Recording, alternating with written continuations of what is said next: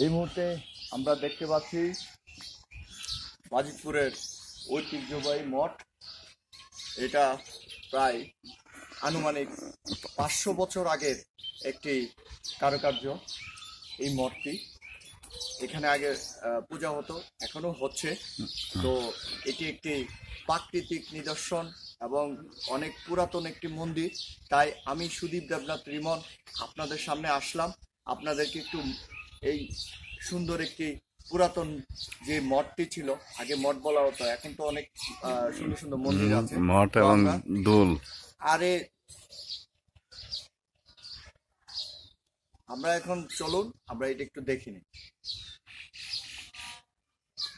এই যে দেখেন, এই হচ্ছে এটা পুরাতন একটি জায়গা, আর এটা ঠাকুরের জায়গাটা অনেকেই থাকে, দেখতে পাচ্ছেন। এটা হচ্ছে বাজিতপুর থেকে, এটা আপনার থানা বাজিতপুর করেছে। আর এই পাশে একটি দোল আছে, সেটা অনেক পুরাতন, আপনারা দেখতেই পাচ্ছেন, দোলের রূপ দেওয়া আছে।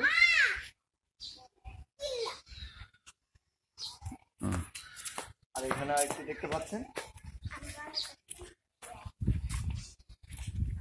এটা অনেক প্রাচীন, দেখতেই পাচ্ছেন। তো ঠিক আছে, ভালো থাকবেন,